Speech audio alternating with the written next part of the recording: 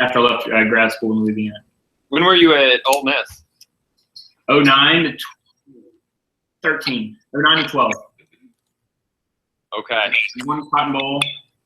I guess we did a Cotton Bowl, and we never played Rice at Malaria. I think, let's see, Ray Lysinger. I went to undergrad with him. So Ray took over me when I left. For your position? Okay. My position, yeah. That was what I was going to say. He was probably right there after you. Exactly right. Yep, he's the guy there now. I loved it there. It's cool job. Mom had some health issues, so I think that's how I became a sales guy. It's all good. I'm now the guy I used to joke on. No, that's understandable. That's understandable. That's cool though. I enjoy it. Whatever. I'll make it change. I'm gonna get the Disney Magic Castle Playpool. I'm gonna make this a little bit lower. There we go. It's a solid choice for on the road ice tubs if you need it. Yeah, that's exactly right. The Disney Magic Castle Playpool. I've got quite a bit of my offensive line, and actually mainly my DBs. I felt like would be perfect for those. I helped host the NCAA Final Four here as basically the guest host for those athletic trainers that came in. And so in every one of their locker rooms this year, we ended up putting in pools. And when I talked to them about it, I think the NCAA was thinking that I was going to be getting I was talking about putting in. Yeah, I was talking about putting in. I was like, well, I'll use the Rubbermaid ones, but then I was like, well, the blow-up ones will be so much better because you'll be able to get more people in there. And they started like looking at me, and I think they were expecting me to come in with like these hot pink princess rules or something like that. So yeah, Princess Tiara and Cinderella. And yeah. All right, you guys ready? Yep, ready whenever you are, sir. All right, here we go. 3, 2, 1. What's up, y'all? Welcome to the Sports Medicine Broadcast, how you can win with personal finance. This week, our guests are Jared Plummer. He is in North Carolina. He is it's ASO med, right? Or is it ACO? ACO. You call it whatever you want, though. I can't sell to you. That's fine. All right, so that's going to be part of his story. He's going to kind of explain some of that as we talk about how he's now currently winning with personal finance. And then joining me again is Sean Reedy out of Rice University. So I am your host, Jeremy Jackson. Sitting right beside me, I've got Kevin, Jaylene, Liz, Ben, Jose. And Jose is going to start us off with our first question for you, Jared, in just a second. But you can join our conversation at sportsmedicinebroadcast.com using hashtag DSMB on Twitter.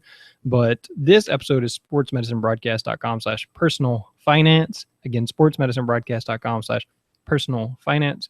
So the links to all the ways you can connect with us and the show notes and things we talk about should be on the website. Again, there at sportsmedicinebroadcast.com/personal finance. Without much further ado, Jose, start us off. Mr. Plummer, would you rather live in a world filled with morons but you're the genius, or in a world full with geniuses but you're the moron? I got that question for an interview when I took a position at Southeastern Louisiana University, and I still don't have the right answer. Well, I like to think currently I am probably the moron in the group. So I think I'd rather have everyone else be geniuses, and hopefully I can surround myself with the geniuses so that even though I'm the moron, I can still be successful. All right, fair enough. Sean, what do you think? I would probably go the same route because I would like to probably pick up from people, learn from people, try and be, if you're always, it's one thing to always teach, but if you're able to gather information and get information, I think that would be probably better. All right, so Jared, we're going to talk about your athletic training story. Did you get that job? You said it was Southeastern Louisiana that you had that interview question? As a graduate school, and yes, I did. I think that's the reason why, and not their knock their pants off with that answer. To be honest, actually, one of my other questions, and I wish I could make this up, this is entirely true, was if you could be a Disney character, which one would you be? And you'd be surprised. Actually, I've gotten that question from a couple of different places. So I'm not saying that's the reason I got it for sure, but it was certainly a strong running as the top answer, I'd like to say. But yeah, I did. I ended up going to graduate school at Southeastern Louisiana, mainly based on that question. And sorry. So yes, to answer your question, you got your headset on. Yes, that's the reason why I got the job. All right. Well, then tell me a little bit more about your athletic training story. Yeah, sure. So I'm an Eastern North Carolina guy. I'm from Edenton, North Carolina, which is northeastern North Carolina. I went to undergrad at East Carolina University. Had an opportunity to go down to graduate school at Southeastern Louisiana University, work with primarily baseball. And then my first job out of college was working with baseball primarily at University of Maryland. I worked with football and lacrosse some as well. And then from there, worked at Atlantic University for a few years, working with football only. And then had an opportunity to run up to Ole Miss. So I was there for a number of years. And then I guess about 4 years ago or so, my mom had a health issue that felt like it was the correct decision to move back closer to home. So I started working for a company called ACO Med Supply, who are the exclusive distributors for Don Door Orthopedics in North Carolina, South Carolina, Virginia, and a few other little portions of Georgia. And so I'm now basically a ACO Med Supply rep. I'm a sales guy, the guy I used to always joke about. But I'm still an athletic trainer, still get to see patients all the time. It's certainly different than my athletes I was used to, but it's still opportunity to still strive and in a relatively non-traditional setting as an athletic trainer. Gotcha. All right. So how long did you say you've been with ACO? ACO is about 4 years. Actually, just had my 4-year anniversary, I guess. Haven't been fired yet, so I guess we're doing all right. All right. So on our last episode, we talked with Sean about FLSA and the changes that are going to be coming and how so many colleges and universities are their athletic trainers are underneath that $48,000 threshold. And so you just listed off, I think, 3 or 4 different universities that you worked for. So why don't you tell me a little bit about your financial situation when you were working in those universities? Yeah. So for starters, I know majority of my former coworkers I work with are actually making, in some instances, substantially more money as a high school athletic trainer than as a college athletic trainer. When I was a junior in undergrad, I remember a little assignment where we were asked to where do you see yourself in 10 years? What is your goal? And my goal, I always, literally probably from high school, I wanted to work SEC or ACC baseball or football. That's what I wanted to do. I was around athletics my whole life, and I thought that working at that level, I'm in ACC land around here. Everybody knows ACC basketball around here. That's kind of what you do. And then, of course, SEC football from the Southeast. That's what you wanted to do. So to answer your question, I felt like that I could be successful financially and also, with my job as a whole.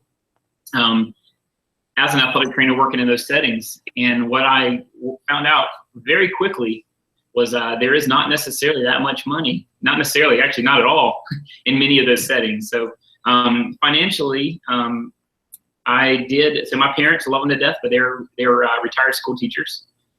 So they ain't got that much money. Of course, my mom just passed away about a year ago, and she was an English teacher. She would not appreciate that. Ain't got none. But of course, being Eastern North Carolina, that's the way we talk. So I had to actually take out quite a large sum of student loans, and I did get offered a grad assistant position at Southeastern Louisiana. Did pay for my room, my tuition and books, but that also left a pretty good chunk that I felt like I needed a little bit more to cover my living expenses. So, with not having the ability to really have a job other than being an athletic trainer.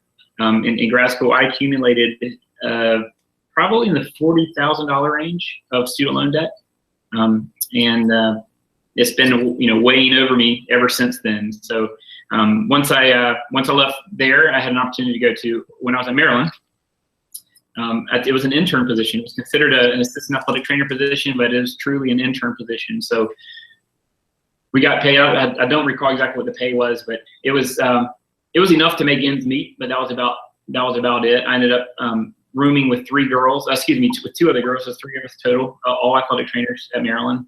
We did the best we could. Saving money and all. And my first real job was at Florida Atlantic University. That was making in the mid 30s.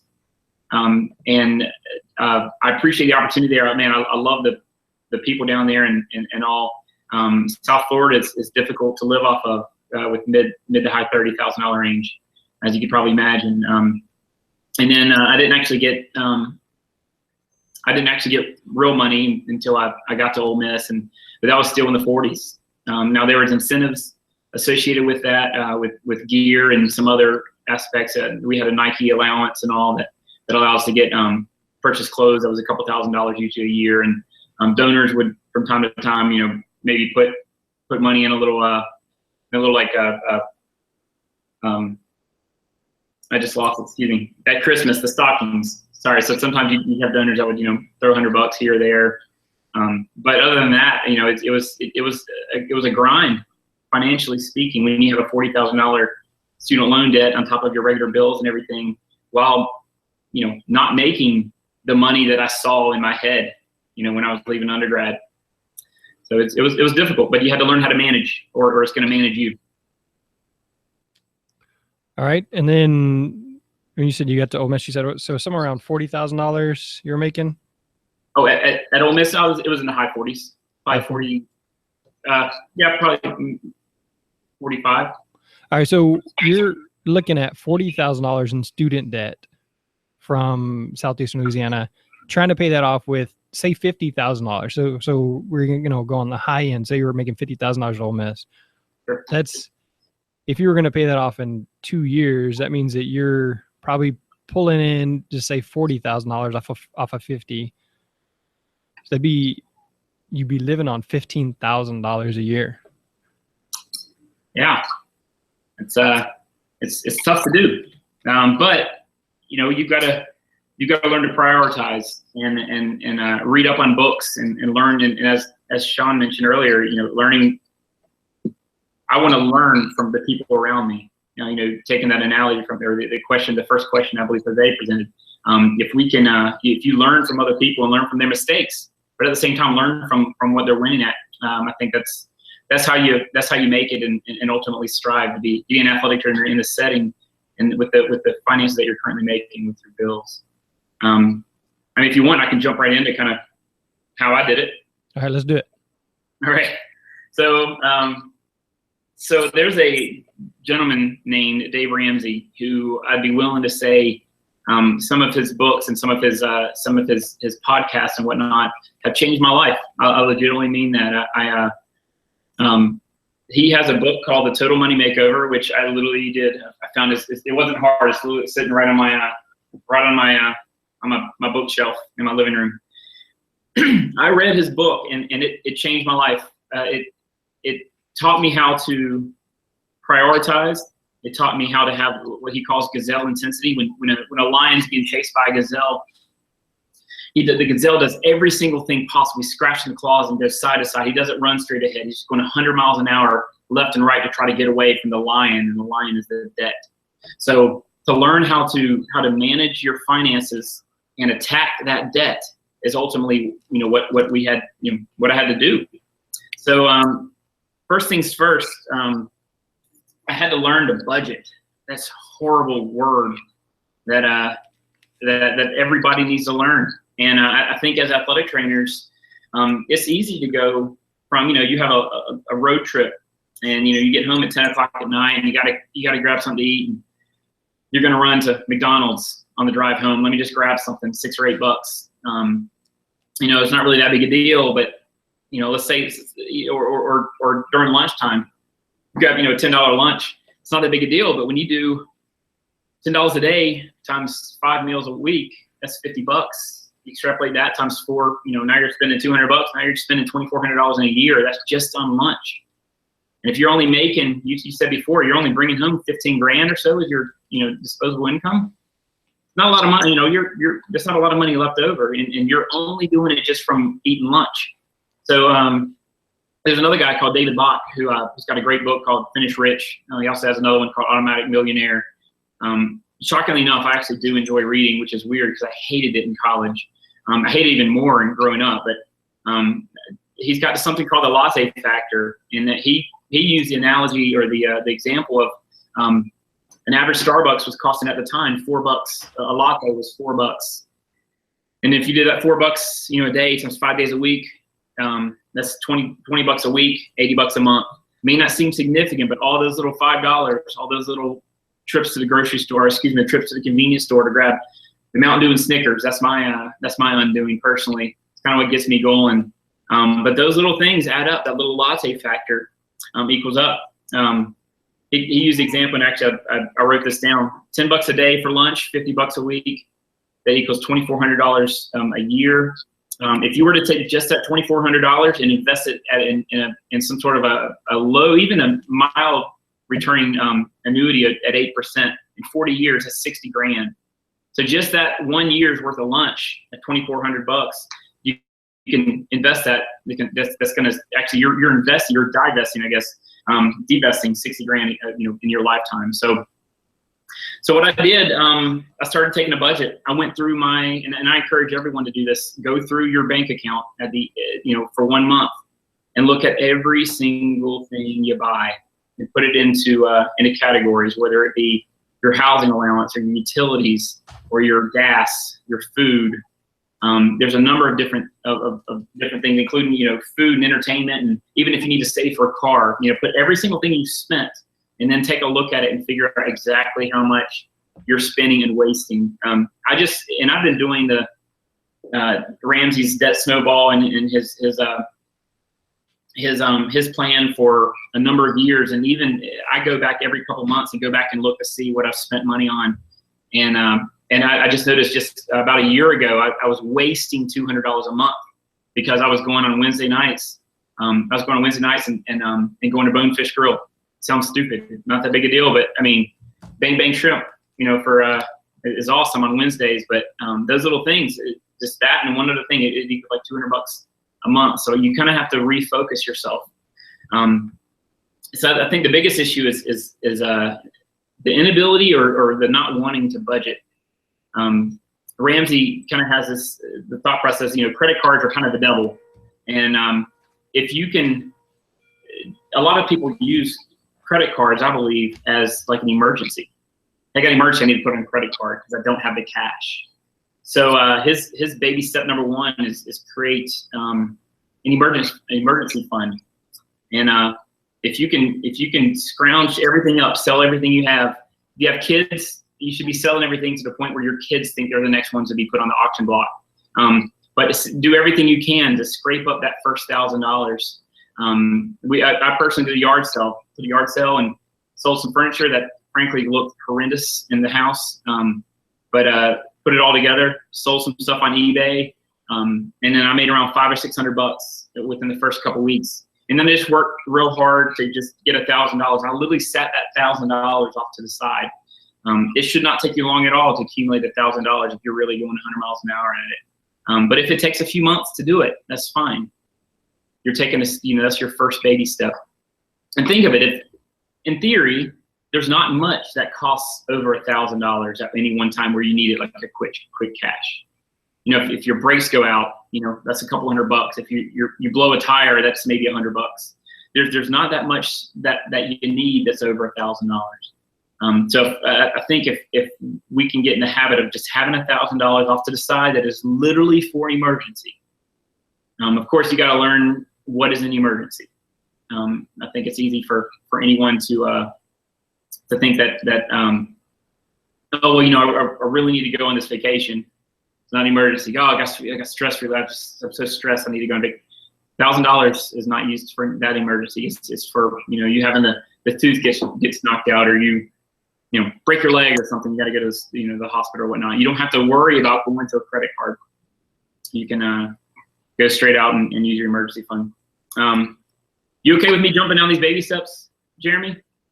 Sure. Sean, do you have any experience with Dave Ramsey, or what's your like your debt-free situation?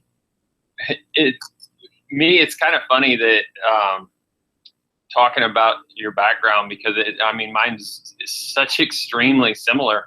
I mean, I went to undergrad, came out of undergrad with some student loans, went to grad school, went to a Southland school, went to Texas State, kind of the same thing, came out basically in about the same situation, went on, worked at a junior college, did something similar. And I feel like right now I'm just getting my bearings on my financial situation. But part of it is probably honestly because I have had to listen to my girlfriend and the Dave Ramsey talks over and over, and talking about the snowball and paying off your what loan you have that's your first loan that's like the least amount, and then going on to that next one and that next one.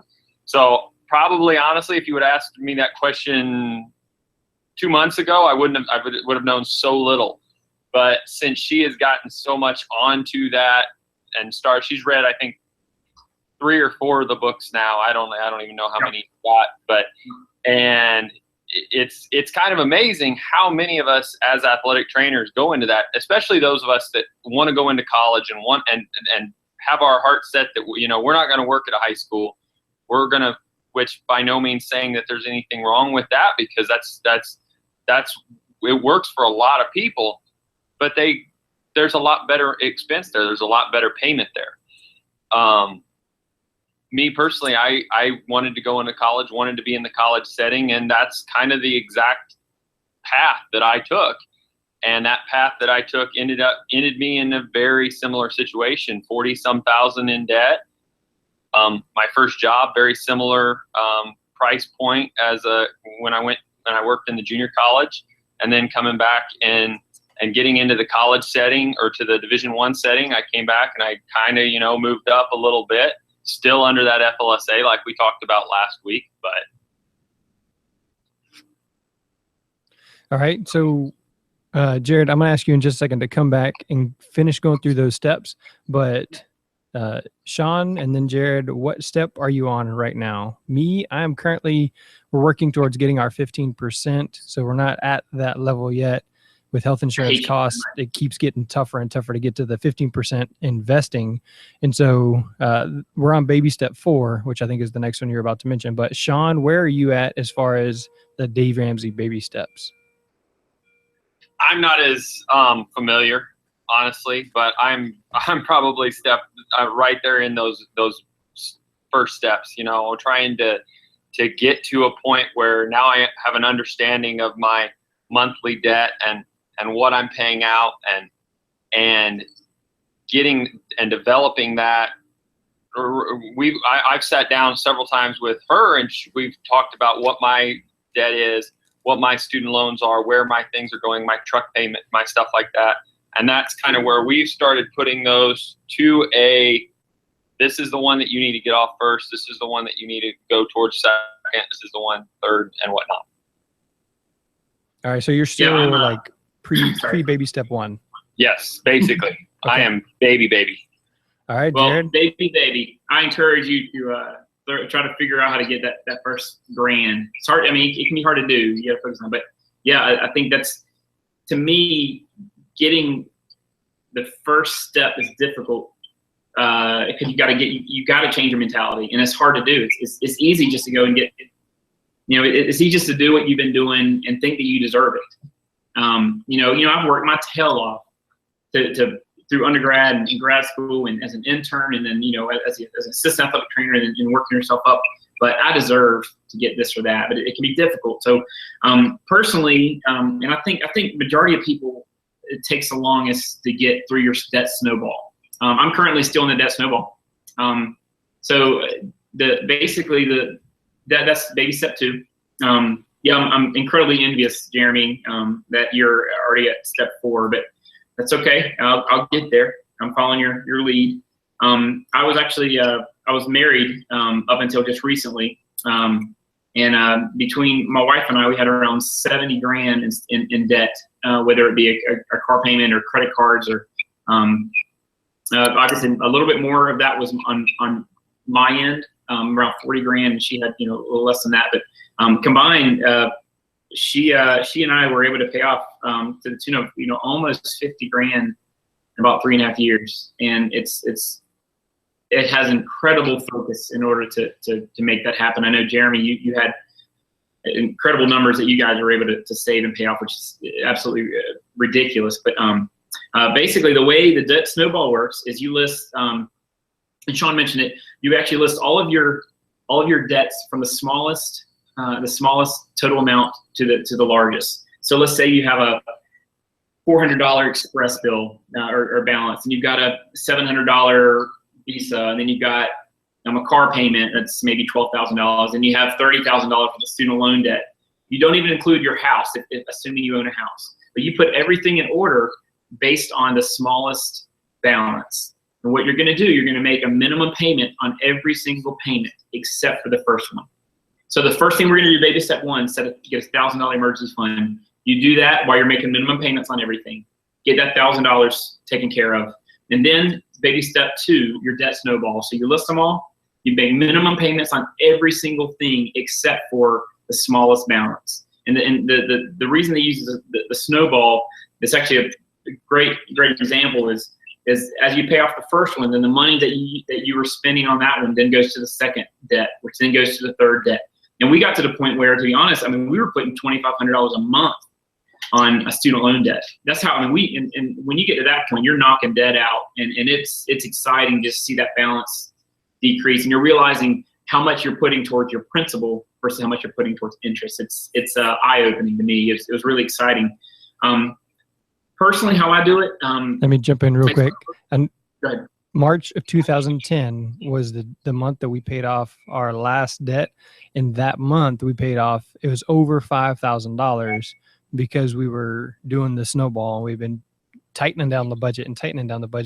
And then that month where, like you said, over $2,500, it's amazing when you have a plan what you can do. But March of 2010, we finally paid off the school loans for Sarah, and then we were completely debt free and expecting our son in just a few months. So it is definitely a plan that works. So go ahead and continue there, Jared. How freeing is that, knowing that you have a kid that's about to be born and you don't have that burden of your head? I just couldn't imagine. Yeah, that was the biggest deal. Is Sarah and I, when we discuss marriage, discuss kids, she wanted to stay home. She wanted to be at home with the kids, with the family. And so we didn't really have a plan. We were just like, we could afford it. We can do whatever, that kind of thing. And, as I was teaching the class last night, I'm teaching the class currently. So last night we were just discussing, there's this $400 DVD player that I have that skips now. And I'm like, man, have we just not spent that $400? We could have been out that much quicker. And, putting our cruise for our honeymoon on a credit card because we just didn't know any better. That's what everybody else did. But yeah, everybody's got to start somewhere, and ours luckily wasn't too far in the hole. But you'd mentioned my numbers earlier, $68,000 in 22 months. During that time, we were making around $100,000 a year combined. And so, that's our story. Not everybody's going to have that same story, same numbers, but you just do with it what you can. So go ahead. That's awesome, man. So what I actually do is we have the emergency, the emergency fund, but also I'm kind of the guy that needs a little bit more cushion. I'm just not quite ready to completely let go of the reins. So I get paid personally one day a month, which is actually quite difficult when I was used to get paid every 2 weeks. When I was working for the state. I'm at a couple of different universities. But what I do is I personally want, frankly, I want $500 in my checking account. That just, it's like oh crap money, because I'm sure this is kids are watching. This is my oh crap money, and I want to make sure that I don't have any questions about running over. Like maybe I messed up on my budget just a little bit. So what I actually do is the day before payday, I get paid on the 25th of every month. The day before payday, every single dollar that's over $500 goes directly to my student loan. So I paid off everything except for the student loan. So that's all. I'm down to just that. I literally take every dollar, every penny past that. It goes directly to the student loan. So at 11 o'clock at night on the 24th, I have 500. So if you ever wanted to come and rob me, I only got $500. So come get it. That's fine. I also got a 9mm. But that being said, the day before. So that's kind of my regimen. Literally the day before, and I'm kind of excited about it. I'm excited because I know that I'm one more month away from that last payment. Like what Jeremy said, from that one last payment, I'm telling you, to get Sally Mae out of my house, my student loans is something I cannot wait for. So anyways, that's the debt snowball. Next up, he suggests to actually do 3 to 6 months of expenses into your savings. So basically what you do is now that all your debts are paid for, in theory, you have a bundle of money that you were applying every month. And it could have been for years. It may have taken you years and years and years to pay off to get this debt snowball to pay your debts down. But then you take that money and then you figure out what your 3 to 6 months of living expenses are. So whether that be your rent or your mortgage, your utilities, your gas, your everything that's in your budget. You figure that out, do that times 3, and then you do it times 6. So figure it out, how for 3 to 6 months of expenses. And honestly, the reason for that is what happens when the economy tanks? What happens when Rice decides to cut college athletics? Or I don't know. You guys are really smart, so I'm assuming they're going to make money in other ways. Rice is genius students, but that being said, what happens when we lose job? So, in theory, in 3 to 6 months, you should be able to find another job. So as long as you got a 3 to 6 month cushion, that then becomes basically your emergency fund. And then you're going to sit that off to the side. For us, since we're a single income family, I have my wife and my 3 kids. We have 6 months worth of expenses, not 6 months worth of income. We're kind of building up to that as well, but 3 months worth of expenses. So she could pay the light bill, she could pay the mortgage, she could pay the water and all those things that have to be paid for 6 months if something were to happen to me before, or I guess for 5 months before she really had to be concerned with income.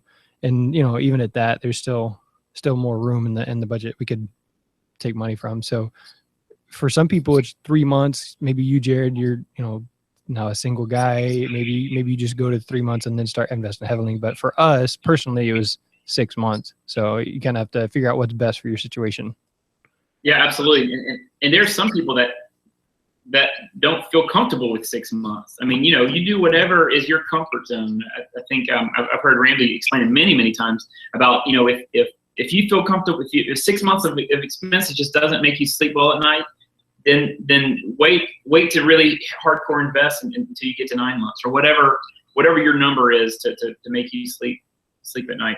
So now, correct me if I'm wrong. I just want to make sure on this that you're talking about doing that 3 to 6 months. So you've built your $1,000 emergency fund. Mm-hmm. You've now worked to paying off your whatever that debt is. This is after paying off that debt, or this is you should be working to that while you're paying that debt? No, good question. No, you are going literally 100 miles an hour. You're the gazelle getting away from the lion during the debt snowball. So every single dollar is going. It is not budgeted to save yet. You're not to the point where you're saving that 3 to 6 months. You do the $1,000 emergency fund. So you had it right, $1,000 emergency fund, and then you go. Every single dollar goes to the snowball until the debt's gone.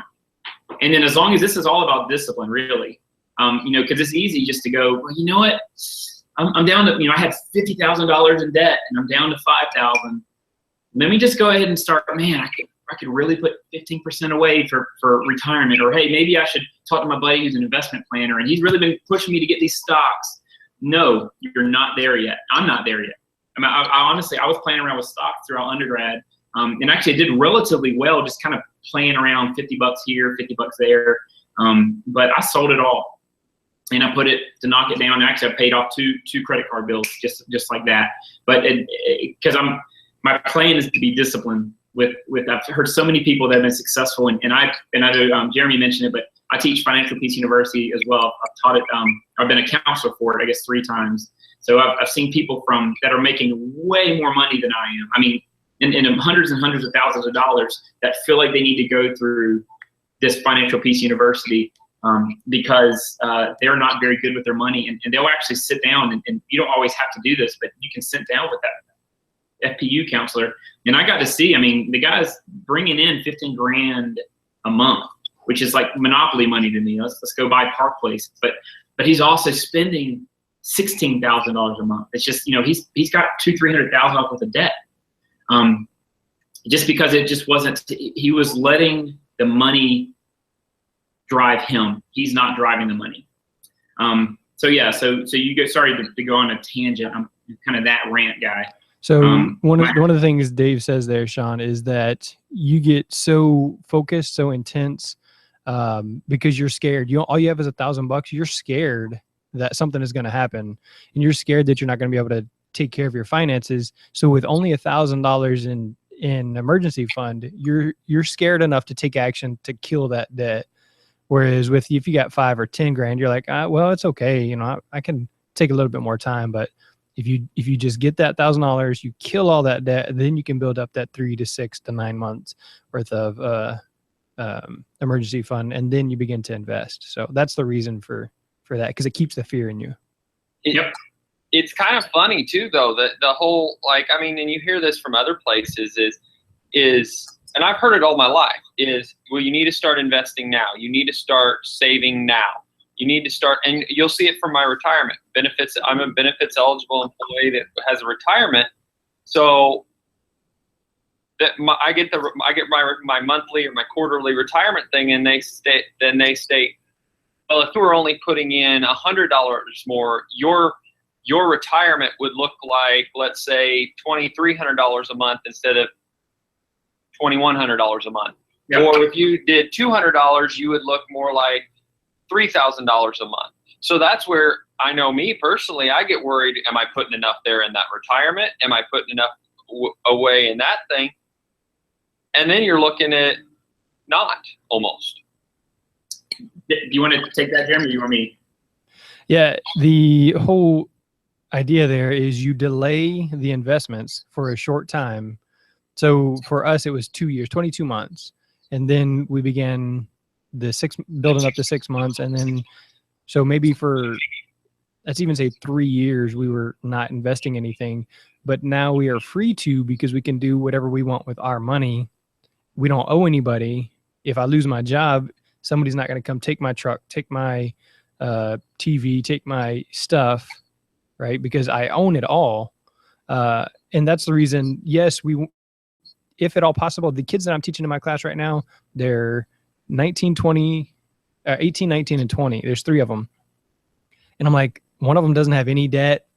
And I'm like, if you can avoid debt your whole life, you're going to be a millionaire, right? And so just, if you have debt, put everything else on hold, get rid of that debt, and then your money is yours and it doesn't belong to somebody else.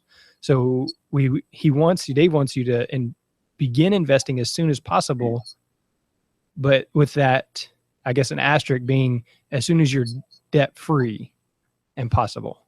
Yeah, and even to take that just to even a step further, if you're making 8 to 10% return. Sorry, we're going to get into the weeds a little bit, but I mean, I enjoy this stuff. 8 to 10% return right now on your retirement. But if you have credit card bills, that's 26, 28% interest.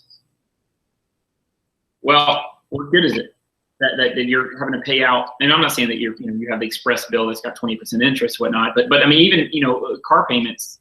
Sean's pretty fashionable now. Don't get him wrong. Look at him. I mean, he's a very, very studly guy there, Jared. So he might have an express card. I get it. No, I understand that. He's making money on the side, and some of us can't do that. But agreed. So that being said, I was and I frankly am somewhat in the same dilemma, and I've gone through FPU and I've taught it a few times, but I'm in that same little predicament. So now I'm a part of at Ole Miss, we are part of the University of Mississippi employee, his peers, public employee retirement system. So they will automatically pull money from your account and automatically invest for you. Now you can also choose to add on up to a certain point. So that was automatically taken out. Same thing in Florida, actually, Florida retirement system. I can't do anything about that, and I don't know that I would have wanted to do anything about that. My situation now is they will match up to 4 to 6% at ACO Med Supply. They will match up to 4% of whatever I put in there. So I'm in that weird kind of position. I'm like, do I just go ahead and put, whatever 4% is just so I can get the match to jumpstart me on my retirement? Or do I put that 4% and put down to my debt snowball? I actually chose to not do the match because I think every person has their own reasoning. I personally felt like I'm in this. I'm going both feet in. I want to be as aggressive as Jeremy. I want to go, as hard as I can to get my debt paid off. And then 4% is a joke. I'm going to put 12 and 14 and 15%. The whole 4% it's nothing to me. Hopefully, if I stay disciplined, because then all my debt's paid off. I don't have to worry about like right now I'm at 6.5% interest on my student loan debt, which is sitting at $18,000. I believe is where I am. I thought about refinancing. Well, I'm not really going to be able to get that better of a rate, and it's not really worth it for me to do it. So let me just keep buckling down and buck up and just go 100 miles an hour. So that's kind of where I am. But yeah, everybody's in that situation where what's best for you. These are just general guidelines, but I'm kind of the opinion I'm gonna just follow in the trail of the guy that I've seen so many millions and millions of people that have won. And I'm sorry if this has become a Dave Ramsey video podcast or whatnot, Jeremy, but it's I feel like it's that important. And I feel like if I would have known some of this stuff when I was an undergrad, I think I would have been a little bit more diligent in the way I was telling money where to go, not money telling me what to do. But anyway, so that was $1,000 emergency fund, debt snowball number 2, 3 to 6 months of expenses or whatever your helps you sleep at night is, and then he suggests to take that money.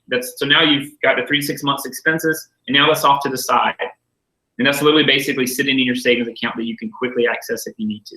You don't need to put it in a money market. You need to put in all this stuff. You don't really care about the interest. That is a security blanket. I'm not worried about generating revenue with that 3 to 6 months of expenses. So let me jump in there real quick. Yeah, in September, our air conditioner went out. And so for some of you guys up there, maybe in North Carolina, it's getting decent temperatures, but it was still 90 plus degrees here in Houston in September when our air conditioner went out. And so had I had that money in the stock market or something like that, then it would have been a lot harder to get out. But it's just sitting there, that emergency fund and that money that we had saved up for home repair was just sitting in that account. So that $6,600 that I paid to have somebody fix my air conditioner, just, you just pay for it and move on, and that's it. I don't owe somebody for it. He's like, well, we have payment options. So like, no, that's all right. I don't need that. So, it was just that simple. I'm just, hey, all right, I'm going to pay for it. I'm going to move on, and that's it. Now I'll just build back up my emergency fund, build back up my home repair account, and go from there. So it was that easy to access, and that's why it's important. Just like you said, it's just sitting there waiting to attack something that's trying to take you down. That's exactly right. And even to kind of before you even really get into the 15% range, if like right now I have an amazing I like to call her Honda Accord with 305,000 miles on it, and 2002 Honda Accord, and I did my own body work. So I took shop in high school, and it looks like it. But that being said, I also know that I'm going to need to look at getting a car pretty soon. I drive 1,000 miles a week. That's a great part of the job. I can assure you that's a sarcasm. But 1,000 miles a week, I know that I need to budget for a new car. And my plan is I have no intentions on financing. I fully intend on fully funding a car, paying cash. I'm not buying the brand new car, the brand new truck. Yes, I would love to. And yes, there will be a day Ramsey does, and I love that his saying, live like no one else so that later you can live and give like no one else. And right now I'm living like no one else. We're not going on the big vacations and not doing all this and that, when there's nothing wrong with that. I think that there's nothing wrong with you planning your entertainment budget. But as long as you have it budgeted, same thing as for me, I've budgeted money each month that in my budget that is actually put aside that is going to be for my car. I've budgeted, this is all in my budget. I've budgeted for gas. I've budgeted for X amount of entertainment to go. So I'm dating now and to go to dinner, or we're going to go to, we're going out to the Ole Miss Mississippi State game in November. So, I've got money set aside for us to, either rent a car or I don't know which kidney I'm going to sell, but fly out there for the game. So there's, as long as you are telling your money where to go, you are in control of it. So anyway, so then $1,000 emergency fund, debt snowball, 3 to 6 months expenses, and then now he talks about 15% of your household income into retirement. You could get as super nerdy as you want, but you have 401ks with a state. I guess it's a 403b. There's a bunch of different types. There's traditional IRAs, Roth IRAs, and all this. Whatever. Just that would be the time when you sit down with your financial, planner. Usually, if you work for a state, they'll usually have someone that you can contact directly, usually for no fees, and you figure out what's good for you. They're all tax advantaged, which basically means that, or many of these are, where you can invest. Say you're 15%, you're not having to pay your taxes at the time that you invest. You're actually going to be paying your taxes when you take the money out, which is in theory when you're 65 or older. That's 15% there. If you have kids, start saving, baby step 5, to start saving for your college fund for your kid, so that your child is not in the same situation that me as a child was, accumulating that debt. And I think what I'm excited about is that point in time is actually where I'm really looking forward to. I don't have any kids that I'm aware of. Of course, you're always nervous about the knock on the door. I'm kidding. But I want to make, I want to change my family tree, and it's important to me, and I want to have kids. I want to instill the correct morals and values and all, which I got from my parents. I also want to make sure that I'm teaching them how to handle their money properly, and how to earn it, and how to save it, and how to give it. So I think right at that point in time, when you're starting to save your children's college fund, they got 529 college plans, and they've got a bunch of different education savings funds and all that are available to a lot of the states. That's baby step 5. And then after you've done all that, you've paid your debt snowball, you've got money for the expenses off to the side, 15%, you've invested, you've started funding for your kids' college. Now let's attack the mortgage. We're taking that mortgage out. It says the new status symbol is paying off the home mortgage, not having the BMW in the driveway that's owned by the bank. I actually had a $170,000 house here in Greenville, North Carolina. It's 2,400 square feet. I downsized to after the divorce to a 1,400 square feet house, and my mortgage went from about $1,300 a month to $700. So I just gave myself a $600 pay raise. You have no clue how much I can sleep at night knowing that. But now I'm only having to pay off, $115,000 for that mortgage, which in theory, if I've got all this money that I'm applying to the debt snowball and all this other money, basically in theory going to accumulate, I want to knock off that mortgage ASAP, and then you're completely debt free, which I know, Jeremy, I feel like you're probably getting close on that. Is that right? We have about 9 years left on our mortgage. We started off as a 30, and that was before Dave Ramsey. We refinanced to a 15-year, and so we've been paying a little bit extra here and there. It's like $5-10, something like that. So it's not because we're trying to stay within the steps, we're trying to get to the 15%, and we also have 3 kids. Maybe they'll join the military or something, because I don't think I'm gonna be able to save that much money for college.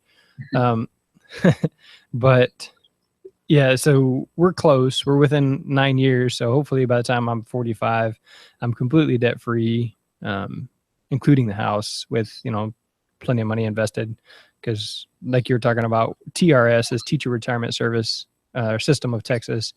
And we're part of that as well. It's basically our Social Security. So we're close. We're close. That's awesome, man. That's once you get to the point where you're, like me, my mortgage is $700. It was $1,200 at one time.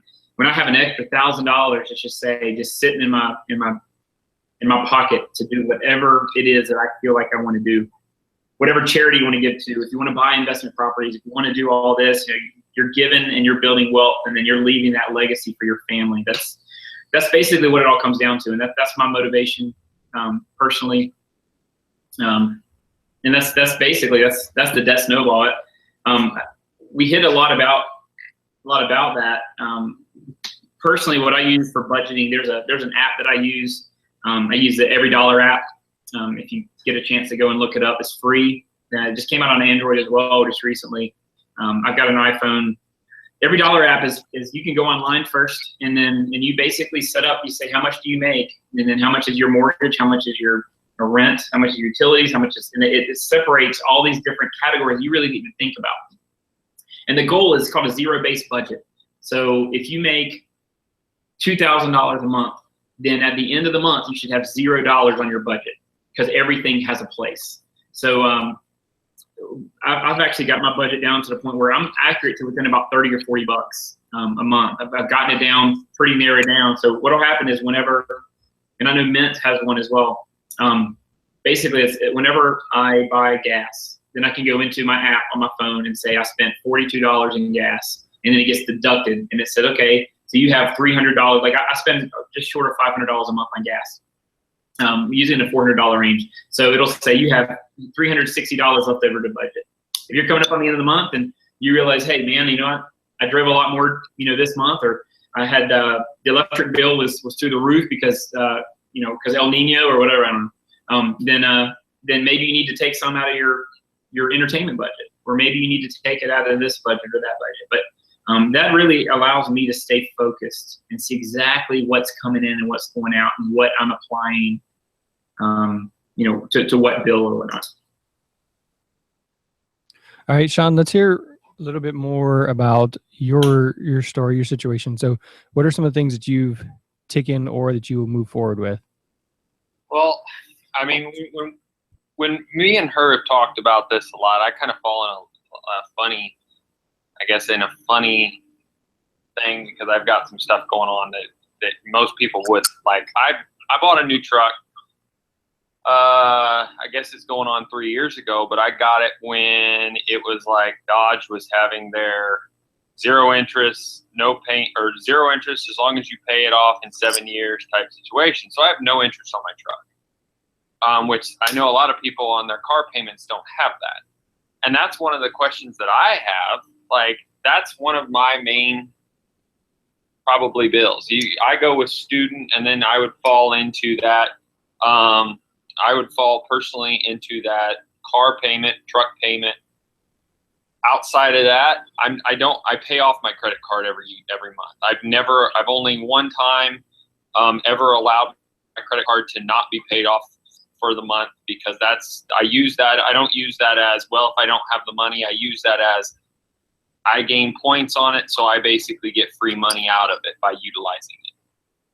And I know there are a lot of people that do that, but I know there are a lot of people that put too much on it. And the one time that I have not paid it off fully was sometime when I was actually taking a certification. I took my CrossFit certification and had to pay that money. Didn't have it all at one time, paid it off in that next month. But that's kind of where I'm at is, so what do? Do you take that truck and say, you know what, I'm going to downsize and I'm going to get rid of the truck and I'm going to go to a Toyota Corolla and go. Don't say Honda Accord like a joke, okay?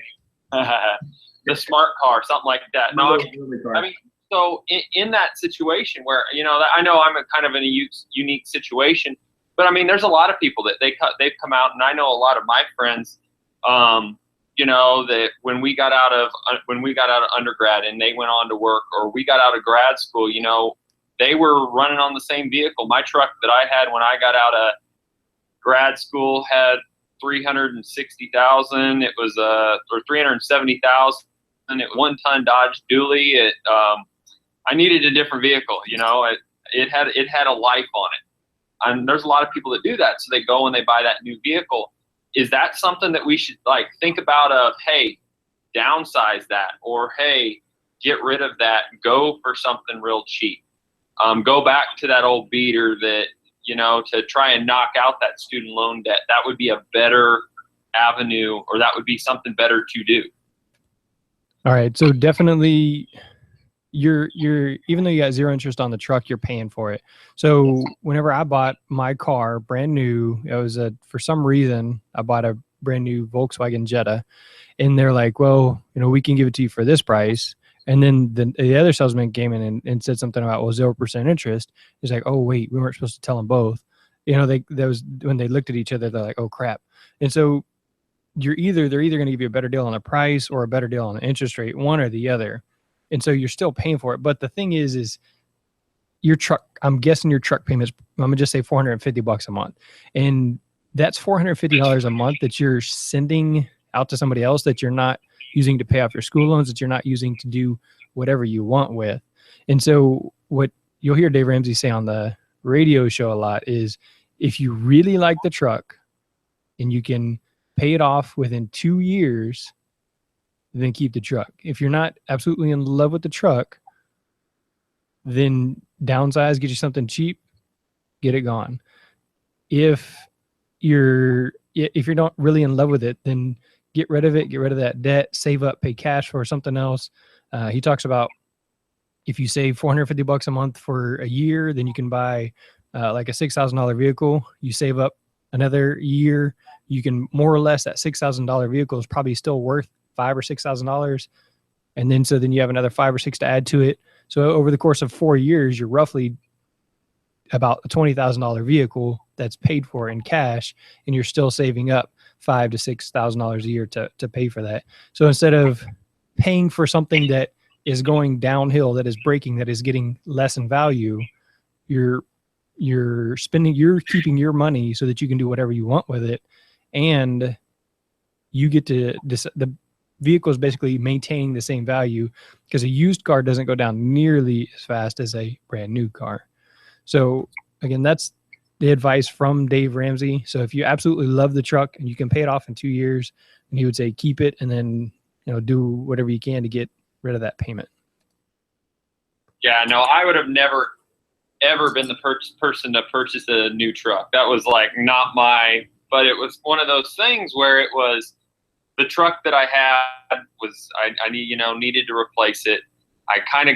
My brother-in-law works at a Dodge dealership, and he's like, hey, I can get it for you for this price. I can also still get you that discount on it. And, it worked for me at the time. But as we have talked about this and these steps, that's like my biggest question. So, and I know that a lot of people out there are in that situation because they went and bought a newer vehicle, or at least something with probably maybe not brand new, but within 2 years old. Yeah, well, I think that, and that's look. I mean, I don't think that there's a wrong answer here at all. If you talk to Dave, I think Dave, like, we're best friends. If you talk to Mr. Ramsey, I think that he's going to be very black and white, and he's going to say no. Cut the debt off at his head, and then deal with it from there. But I think even if the people that are getting the 2 to 3% interest, that's a great deal. If you think about it, 2-3% interest on a car payment, that's considered a great deal. The question is going to be, how far out are you financing? Are you financing it 5 years, 6 years, 7 years? You've got the people that have got the 72-month financing at 0% interest. What I mean, how much car do you need? Now, that's not me in any way saying this about your specific situation. I think with a lot of people that have the 2 to 3 to 5% interest, or some that are certainly in a 9%, which is asinine for you to have to ask permission and you have to pay to use your own money. It's just crazy talk.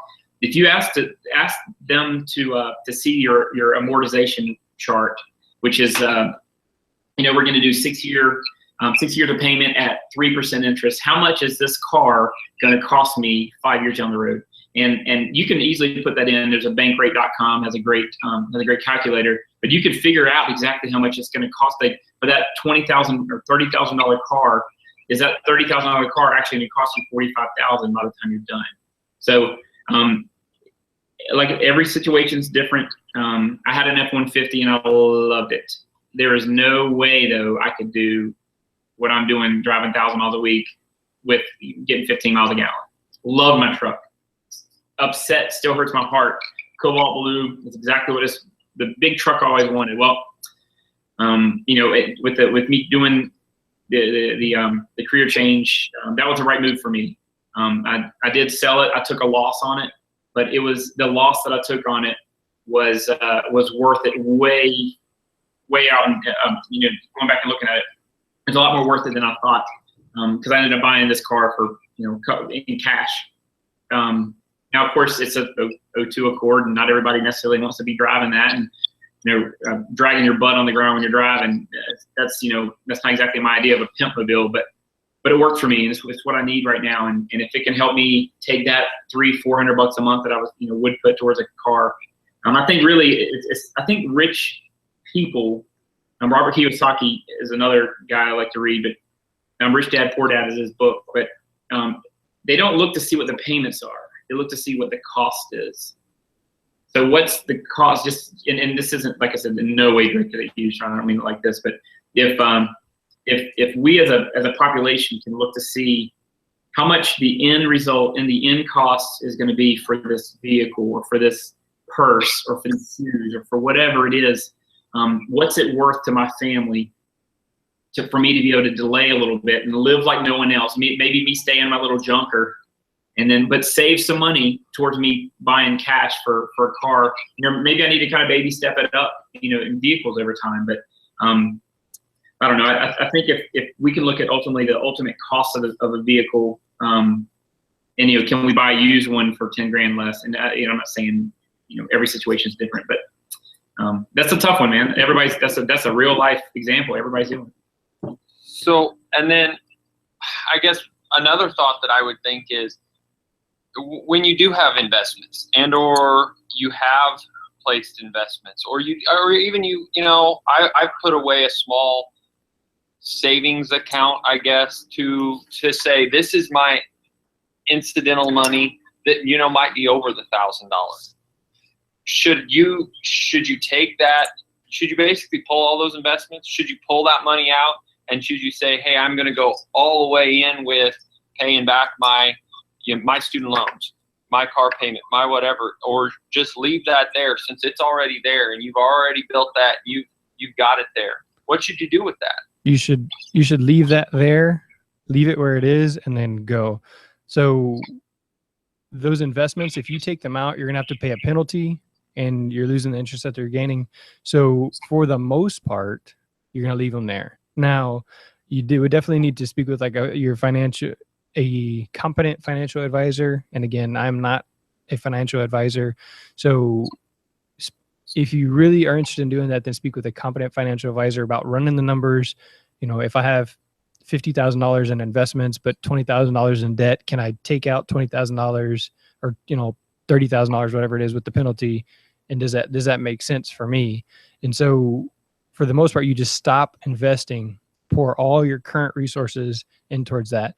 The reason we paid off that debt in March of 2010 was because we finally did get rid of that last little bit of extra that we had over the $1,000, and then we were able to kill that, and then have plenty of time to build up the emergency fund before our son was born.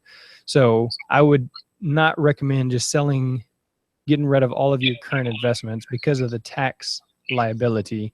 And then there's always a tax bill that comes with that at the end. As we realized, is one time we sold mutual funds to pay off a credit card, and then $750 later, or tax bill later, we're like, well, that was stupid. Do we get rid of that mutual fund to pay off the tax bill? I mean, just to pay off the credit card, just to have another bill that we couldn't pay. So I think my advice there is speak with a competent tax professional, but for the most part, I think you'd be okay with stopping the investments, pouring all your resources into getting out of debt, saving up the emergency fund, and then you begin the process of investing. Jared, any other thoughts? Yeah, I agree with that. As long as we're talking about your retirement plans. If you're talking about money that you went on sharebuilder.com, which is how I personally was playing around with like Capital One, stuff like that. You can, day trading and stuff. That is not part of that tax deferred.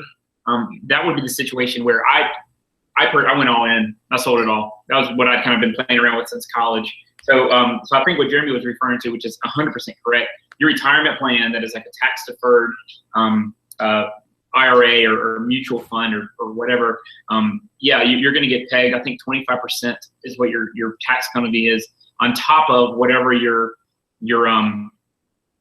tax rate is. So right now, if I'm a 15%, I don't know exactly. Say I'm 10 to 15% is my tax rate, my income tax rate, and then I pull out of my Florida retirement account from when I worked at FAU, then I'm now about to get pegged 35% is going to be my fee. So certainly never touch that. If you're talking about extra money, you can like play money that you kind of messed around with, which is what I had. Some people choose not to sell that. I'll tell you, I'm all in, baby. I want to get out. This is important to me, and I'm both feet in. So we're basically talking about the same thing, but just making sure we're having the same conversation. The IRAs, yeah, I 100% agree with Jeremy. You do not touch that until it's time to retire. But yeah, if it's play money that you've kind of been throwing around in stocks and kind of playing around with yourself, sell it, baby. Put it to a debt. Put it to whatever's at the top of your debt snowball.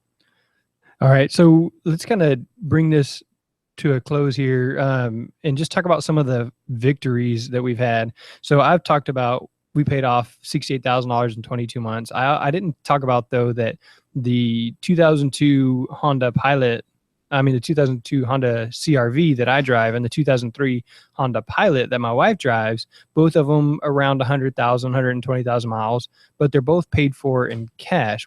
We bought them for cash. We paid for them in cash, and so we don't owe anything on those. So we have those there. Obviously, our house, I've talked about that.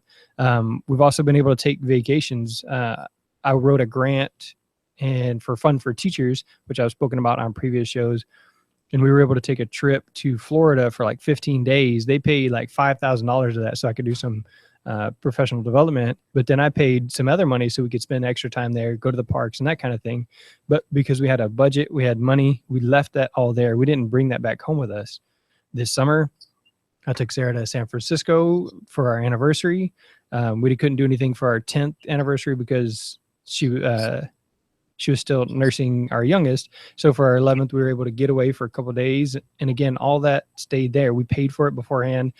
We didn't owe any debts. And also last summer, we were able to go up to Northeastern University and meet Mike McKinney up in Boston. So I took the whole family up to Boston the 4th of July. So it's not like I'm just saving and putting all this money in the bank and never using any of it. This weekend, I'm planning on taking my boys camping. So, that's another $100, $200, whatever it is for food and travel. I use the money, but now I have that money in a category. I have it in vacation. I have it in airfare. I have it in car repair, that kind of thing. So those are just some of the victories that we've had as a family. And obviously, Sarah not having to go to work as a teacher, being able to stay home full time with the kids is the greatest advantage for us as far as not having debt, not having to pay anything extra other than the house. So Jared, what are some of the victories that you have had? Well, I'll mention about mine, but my personal favorite victory, I have a chance to go to see a lot of different, but now I'm a sales guy, right? So I go to different doctors' offices, meet different medical assistants, and realize that, whether you're an athletic trainer or medical assistant or RN or whatever, or the mechanic, we all are in the same boat. And they are all, I've got, within the last month, I've had some medical assistants that I've sat down with literally like in the break room at the orthopedic clinic and sat down and written out their debt snowball. They would literally bring me their bills and we're writing out a debt snowball. And, I'll get a Facebook message. Oh my gosh, Jared, hey, I just got my emergency fund. Or, hey, Jared, I just paid off all my credit cards. And those, honest to goodness, I'd like to think that everybody has a giving heart. And I think ultimately, I feel best when I can give. So my personal favorite victory so far has been 2 medical assistants within the last month or so that have told me that they've paid off all their credit card debt, and now they're attacking the next one. And personally, though, I had a lot going on, as I mentioned in the past year. I said that I left college athletics to move closer to home when my mom did pass away in August a year ago. And then after that, my aunt passed away a few months after that. A few months after that, my wife and I separated. So it's been a pretty rough year. But I'm a God guy. It's unfortunately, my mom can now see how much I drink and cuss, but I also pray a lot too. So that's my personal trinity, I like to call it. But that being said, between my wife and I, we were able to pay off just short of 50 grand in 3 years. And then in that amount of time, I had to pay for a divorce. We had to fix the house up to get it sold, and then took that money to buy my new house. That I've got some repairs. It's a little bit older house. Had to get some repairs. So I'm currently sitting at around 18 grand, and in a perfect world, I'm shooting for having it all completely paid off in a year. That's my plan. And you guys will hold me accountable, I guess, in October, and was it October the 18th, 2017. Get back on the phone. Hopefully, I'll be completely debt free as far as that goes, and start attacking my emergency fund. But my personal victory is helping other people. That's to help.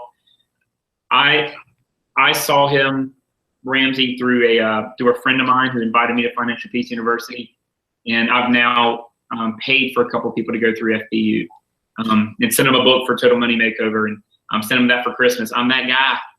I'm sorry, you're not going to get a fun gift. You're going to get this crummy book, but you read it, it'll change your life. So on that note, Sean, if you take Financial Peace University and graduate by the time this airs, let me see. When do you quit football? When does football end the season? Oh, we are done, I believe, the last week of November. The last week of November. So sometime right after that, if you start with Financial Peace University, when you graduate, you show me the graduation diploma, then I will pay for it for you. Me personally, I will pay for it. All right. So if you graduate from Financial Peace University and show me the diploma, and it's got to be before summer of 2017. Okay. Then I will give you that. It's $93. I'll give you that $100 back, because I think it's $7 shipping. All right. So if you graduate, I'll pay for it. I'll pick up your girlfriend. Nothing weird. I'm saying. I'll jump in on that too. All right. So Jared just said he'll pay for your girlfriend to go through it once you graduate. Show us the certificate, and I'll pay for yours, because I really believe in it. It's that good. So this is what you can do whenever you have a budget, whenever you have a plan. You can give to other people.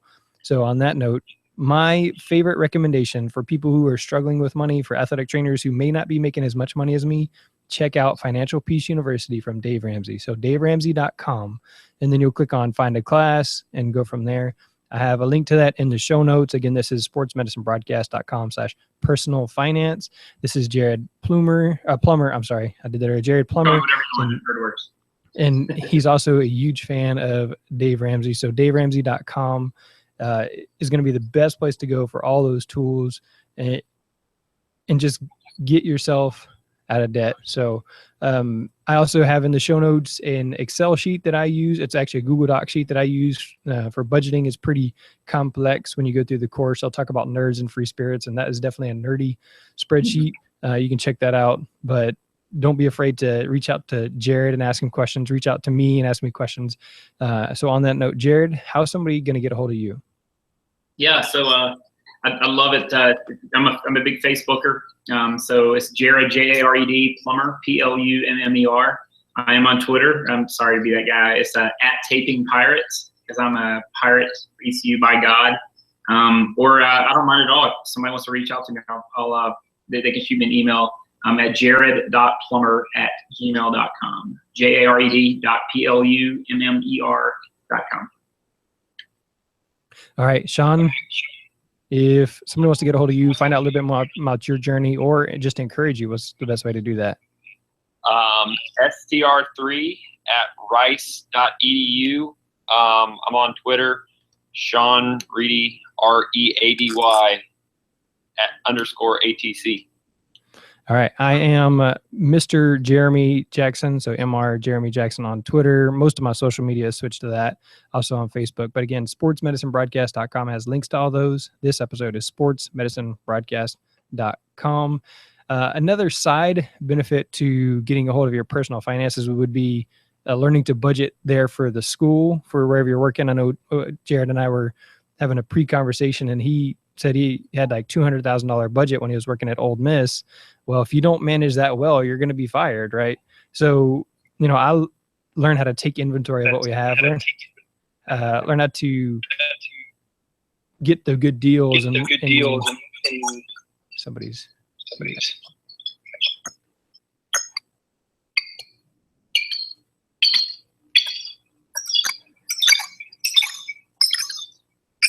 All right, one of you guys is having some feedback. Can you turn your volume down? All right.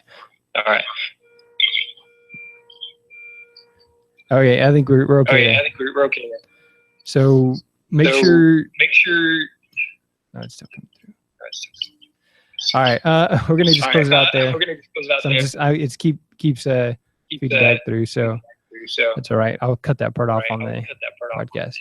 So, Jared, you can turn yours on. Sean, you can turn yours on and say goodbye, and that'll be a wrap.